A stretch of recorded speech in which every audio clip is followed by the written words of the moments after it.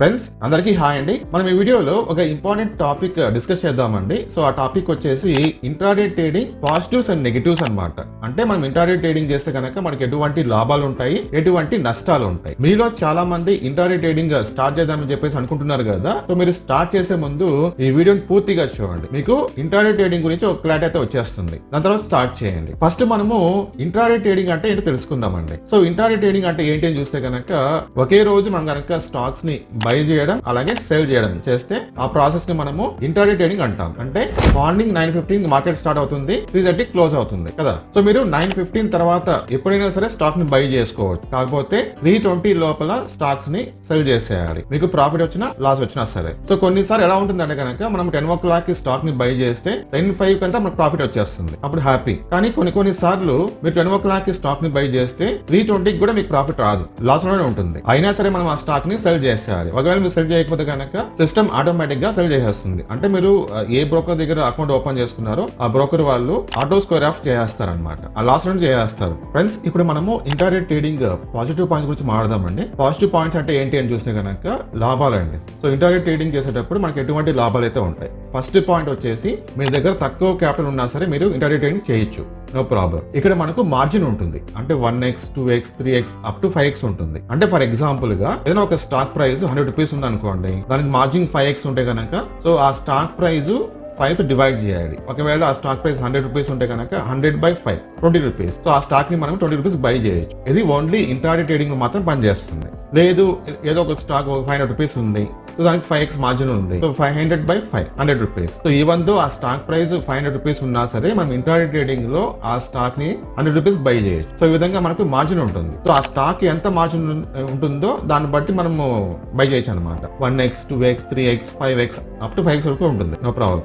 ఒకవేళ 2x ఉంది అనుకోండి, సో ఆ స్టాక్ ప్రైస్ 500 ఉంటే కనుక 500/2 ఎంత 250 రూపీస్. సో యాక్చువల్ గా ఒక షేర్ 500 రూపీస్, కాకపోతే ఇంట్రాడే ట్రేడింగ్ మనకి పడేది ఓన్లీ 250 రూపీస్ పడుతుంది అనమాట, ఆ 2x మార్జిన్ ఉంటే కనుక. ఈ విధంగా మార్జిన్ బట్టి ఆ స్టాక్ ప్రైస్ అనేది ఉంటుంది. సో ఒకవేళ మీ దగ్గర కనుక ఒక 10,000 రూపీస్ ఉంటే మీరు ఇంట్రాడే ట్రేడింగ్ లో అప్ టు 50,000 రూపీస్ సంబంధించిన షేర్స్ బై చేయొచ్చు, ఓకేనా. సో ఇది మార్జిన్ మనకు చాలా యూస్ఫుల్ అవుతుంది. తర్వాత సెకండ్ పాయింట్ అండి, డైలీ ప్రాఫిట్ సంపాదించుకునే ఛాన్స్ అయితే ఉంటుందండి. సో మీరు కనుక కరెక్ట్ గా రిస్క్ రివార్డ్ రేషియో, లేకపోతే కరెక్ట్ గా ఎంట్రీ పాయింట్, కరెక్ట్ గా exit point, correct stop loss, correct setup, ఈ విధంగా మీరు ప్లాన్ చేసుకొని ట్రేడింగ్ చేస్తే కనుక డైలీ ప్రాఫిట్ సంపాదించుకోవచ్చు. Third point, overnight risk అయితే ఉండదండి. సో కొన్నిసార్లు మనకి ఏంటంటే మార్కెట్ అవర్స్ క్లోజింగ్ తర్వాత కొన్ని బ్యాడ్ న్యూస్ అయితే వస్తుంటుంది. ఆ బ్యాడ్ న్యూస్ వల్ల నెక్స్ట్ డే రోజు మార్కెట్ ఓపెన్ అవ్వగానే క్రాష్ అయిపోతుంది అన్నమాట. సో ఇలాంటి రిస్క్ అయితే మనకు ఇంట్రాడే ట్రేడింగ్ లో ఉండదు. ఎవరైతే లాంగ్ టర్మ్ ఇన్వెస్ట్మెంట్ చేసింటారో, సో ఎవరైతే స్టాక్స్ ని హోల్డ్ చేసింటారో అలాంటి వాళ్ళకు ఇబ్బంది ఉంటుంది అనమాట.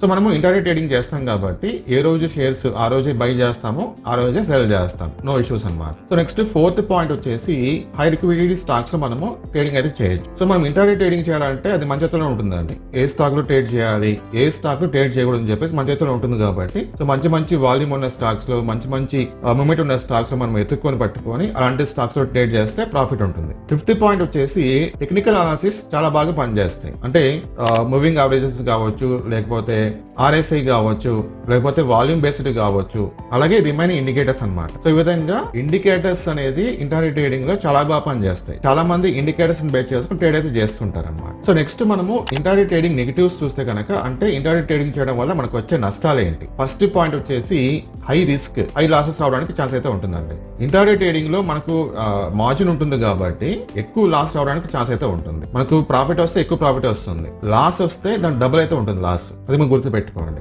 సెకండ్ పాయింట్ వచ్చేసి mental pressure and time limit అండి. సో మనకు ఇంట్రాడే ట్రేడింగ్ చేసేటప్పుడు టైం లిమిట్ ఉంటుంది. సో వాళ్ళు ఇచ్చిన టైం లిమిట్ లోపల మనం సెల్ చేసేయాలి, మనకు ప్రాఫిట్ వచ్చిన లాస్ వచ్చినా సరే. సో కాబట్టి మనం బై చేసిన తర్వాత పెరుగుతుందా తగ్గుతుందా, ఈ విధంగా ఎక్కువ మెంటల్ ప్రెషర్ అయితే ఉంటుంది. థర్డ్ పాయింట్ వచ్చేసి బ్రోకరేజ్ అండ్ ట్యాక్సెస్ అండి. సో ఎవరైతే ఇంట్రాడే ట్రేడింగ్ చేస్తారో వాళ్ళు ఒక ట్రేడ్ తో ఆపరండి. సో 2 ట్రేడ్స్ 3 ట్రేడ్స్ 4 ట్రేడ్స్ ఈ విధంగా చేస్తూనే ఉంటారు. సో ట్రేడ్స్ అనేది పెరిగే కొద్దీ మనకు బ్రోకరేజ్ చార్జెస్ పెరుగుతాయి, అలాగే ట్యాక్సెస్ కూడా పెరుగుతాయి. ఇవన్నీ కూడా మనకు వచ్చిన ప్రాఫిట్ లో కట్ చేసుకుంటారు. ఫోర్త్ పాయింట్ వచ్చేసి డిసిప్లిన్ లేకపోవడం వల్ల హెవీ లాస్ అన్నమాట. అంటే చాలా మంది ఒక డిసిప్లిన్ ప్రకారంగా ట్రేడింగ్ చేయరు అనమాట. సో ఇస్ ప్రకారం ట్రేడింగ్ అయితే చేస్తుంటారు, అలా చేయడం కూడా లాస్ అయితే వస్తుంది.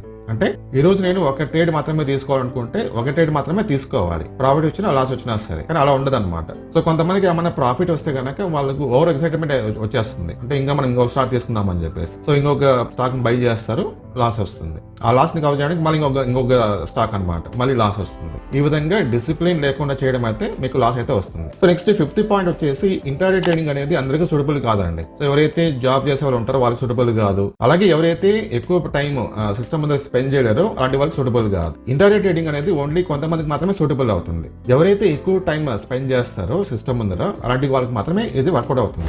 సో ఇప్పుడు మీరు చూసారు కదా ఇంట్రాడే ట్రేడింగ్ పాజిటివ్స్ అంటే నెగిటివ్స్ అని చెప్పేసి, ఇవన్నీ కూడా మీరు మైండ్ లో పెట్టుకొని ఇంట్రాడే ట్రేడింగ్ స్టార్ట్ చేస్తే మీరు ఖచ్చితంగా సక్సెస్ అవుతారు. సో మీలో ఎంతమంది ఆల్రెడీ ఇంట్రాడే ట్రేడింగ్ చేస్తున్నారు, లేకపోతే స్టార్ట్ చేద్దామని అనుకుంటున్నారు, కామెంట్ చేయండి. ఇంకా స్టాక్ మార్కెట్ గురించి మన ఛానల్ ఎప్పటికప్పుడు మంచి మంచి వీడియోస్ అయితే వస్తుంటాయండి. సో తప్పకుండా మన ఛానల్ సబ్స్క్రైబ్ చేసుకోండి. అలాగే ఈ వీడియోలో నేను ఇచ్చిన ఇన్ఫర్మేషన్ నచ్చితే కనుక తప్పకుండా మీ ఫ్రెండ్స్కి షేర్ చేయండి.